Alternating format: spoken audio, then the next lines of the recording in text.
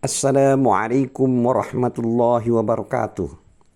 Alhamdulillahi rabbil alamin. Wassalatu wassalamu ala asrafil mursalin Sayyidina Muhammad wa ala alihi wa sahbihi ajma'in. Amma ba'du. A'udzu billahi minasyaitonir rajim. Bismillahirrahmanirrahim. Alam tara ilal ladzina kharaju min diyarihim wa hum ulufun hadaral maut.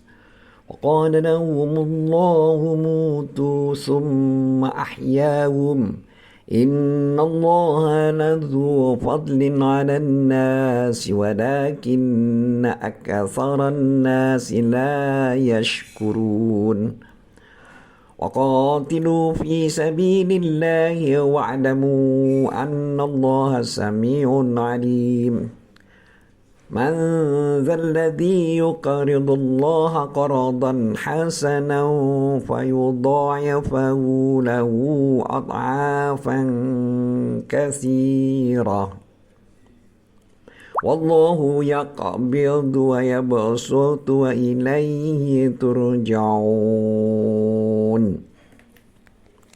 Artinya, apakah kamu tidak memperhatikan orang-orang yang keluar dari kampung halaman mereka, sedang mereka beribu-ribu jumlahnya karena takut mati? Maka Allah berfirman kepada mereka, matilah kamu. Lalu Allah menghidupkan mereka. Sesungguhnya Allah mempunyai karunia terhadap manusia, tetapi kebanyakan manusia tidak bersyukur. Dan berperanglah kamu sekalian di jalan Allah. Dan ketahuilah sesungguhnya Allah maha mendengar lagi maha mengetahui. Siapakah yang mau memberi pinjaman kepada Allah? Pinjaman yang baik, yaitu menafkahkan hartanya di jalan Allah. Maka Allah akan melipat gandakan pembayaran kepadanya dengan lipat ganda yang banyak. Dan Allah menyempitkan dan melapangkan rizki, kepadanya lah kamu dikembalikan. Surat Al-Baqarah ayat 243, 244 dan 245. Dulur-dulur seiman, terkait dengan ayat-ayat yang telah dibacakan di atas, maka Ibnu Abbas radhiyallahu anhu mengatakan berkaitan dengan firman Allah sebagai berikut, yaitu apakah kamu tidak memperhatikan orang-orang yang keluar dari kampung halaman mereka, sedang mereka beribu-ribu jumlahnya karena takut mati? Maka Ibnu Abbas mengatakan bahwa mereka berjumlah 4.000 orang. Mereka pergi untuk menghindarkan diri dari taun, yaitu penyakit taun, wabah. Mereka mengatakan, kami akan pergi ke daerah yang tidak ada kematian di sana. Dan ketika mereka sampai di suatu tempat, Allah berfirman kepada mereka, matilah kamu. Maka mereka pun mati semuanya.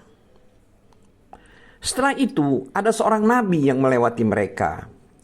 Dia berdoa kepada Rabb-Nya agar Allah menghidupkan mereka kembali. Lalu Allah menghidupkan mereka. Dihidupkannya mereka kembali oleh Allah mengandung pelajaran dan dalil. Jadi hal ini mengandung pelajaran dan dalil yang pasti akan adanya kebangkitan jasmani pada hari kiamat kelak. Oleh sebab itu Allah berfirman yang artinya sesungguhnya Allah mempunyai karunia terhadap manusia. Jadi maksudnya di sini adalah karunia berupa diperlihatkannya tanda-tanda kekuasaan Allah tersebut dengan jelas. Selanjutnya dari ayat tersebut, adalah yang artinya tetapi kebanyakan mereka atau manusia tidak bersyukur. Maksud dari kalimat dari ayat ini adalah bahwa mereka tidak bersyukur atas nikmat yang telah dikaruniakan Allah kepada mereka, baik itu berupa nikmat agama maupun dunia. Dulur-dulur seiman, dalam kisah tersebut di atas itu terkandung pelajaran dan juga dalil yang menunjukkan bahwa tindakan menghindarkan diri dari takdir sama sekali tidak berguna, dan bahwasanya tidak ada tempat berlindung dari ketentuan Allah kecuali kepadanya. Karena mereka pergi dengan tujuan menghindarkan diri dari wabah penyakit untuk meraih kehidupan yang panjang. Tetapi mereka mendapatkan kebalikan dari apa yang mereka tuju. Kematian mendatangi mereka dengan cepat dan dalam satu waktu. Termasuk dalam pengertian ini adalah sebuah hadis sahih yang dinukilkan oleh Imam Ahmad bahwa Abdurrahman bin Auf memberitahu Umar ibnu Khattab di Syam bahwa Rasulullah SAW bersabda, yang artinya sesungguhnya penyakit ini dijadikan sebagai siksaan bagi umat-umat sebelum kalian. Jika kalian mendengarnya melanda di suatu daerah, maka janganlah memasuki daerah itu. Dan jika penyakit itu melanda di suatu daerah, sedangkan kalian berada di sana, di daerah tersebut, maka janganlah kalian keluar untuk menghindarinya. Dia menuturkan, lalu Umar bin Khattab pulang kembali dari Syam. Artinya dia tidak jadi memasuki wilayah Syam yang ketika itu dilanda wabah. Hadis senada juga diriwayatkan oleh Imam Al-Bukhari dan Imam Muslim dalam kitab As-Sahihain dari Malik dari Az-Zuhri. Allah berfirman yang artinya, dan berperanglah kamu di jalan Allah. Ketahuilah sesungguhnya Allah Maha mendengar lagi Maha mengetahui. Maksud dari kalimat ayat tersebut adalah sebagaimana tindakan menghindarkan diri dari takdir adalah sama sekali tidak bermanfaat. Demikian juga halnya tindakan melarikan diri dan menghindarkan diri dari jihad sama sekali tidak mendekatkan atau menjauhkan ajal kematian yang telah ditetapkan dan rizki yang sudah digariskan. Bahkan hal itu merupakan ketentuan yang tidak ditambah ataupun dikurangi.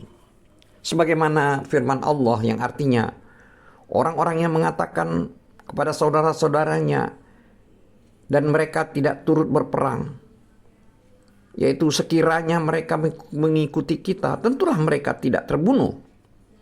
Katakanlah, tolaklah kematian itu dari dirimu jika kamu orang-orang yang benar. Surat Al-Imran ayat 168.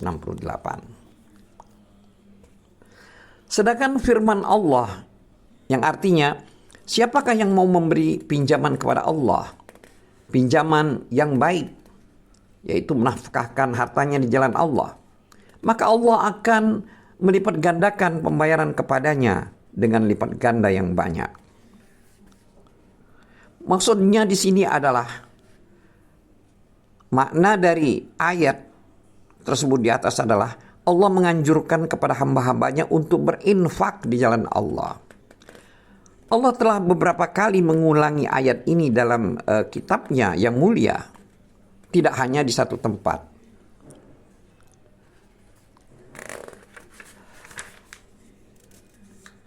Ibnu Abi Hatim menukilkan dari Abdullah bin Mas'ud. Dia bercerita bahwa ketika turun ayat tersebut, Abu Dahdah Al-Ansari bertanya, "Ya Rasulullah, apakah Allah mengharapkan pinjaman dari kita?" "Ya, wahai Abu Dahdah," jawab Rasulullah. Kemudian Abu Dahdah berujar, perlihatkan tanganmu kepadaku ya Rasulullah. Kemudian Rasulullah SAW mengulurkan tangannya dan Abu Dahdah berkata, sesungguhnya aku akan meminjamkan kepada Robku kebunku.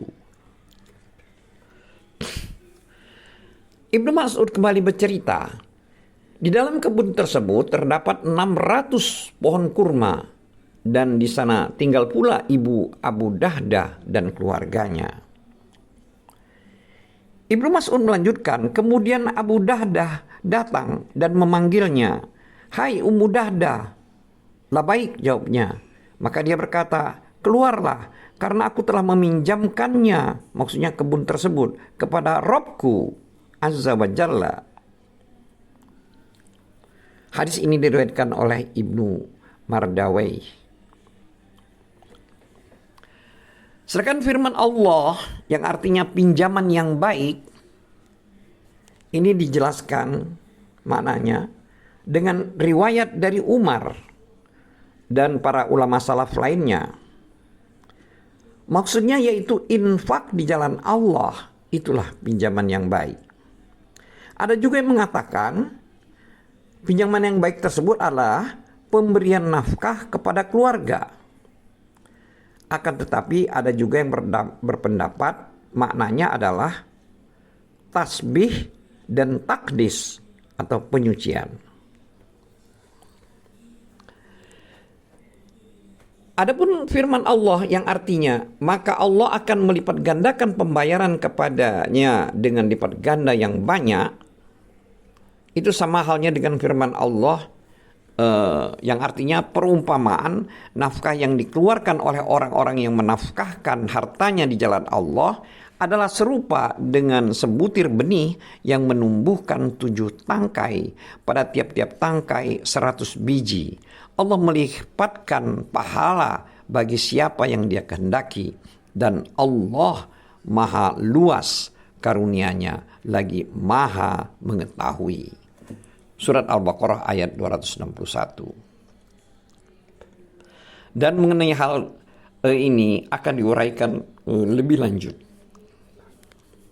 Dulur-dulur seiman, adapun firman Allah selanjutnya, yaitu kalimat dalam ayat tersebut, yaitu dan Allah menyempitkan dan melapangkan rizki. Maksud dari kalimat dari ayat tersebut adalah berinfaklah dan janganlah kalian pedulikan, karena Allah maha memberi rizki. Dia akan sempitkan rizki siapa saja yang Dia kehendaki, dan meluaskan rizki orang yang Dia kehendaki pula. Dan dalam hal itu Dia, artinya Allah, mempunyai hikmah yang sangat sempurna. Sedangkan ayat dan kepadanya lah kamu dikembalikan, maksudnya dari kalimat tersebut adalah pada hari kiamat kelak. Wallahu a'lam bissawab. Wabillahi taufiq wal hidayah. Wassalamualaikum warahmatullahi wabarakatuh.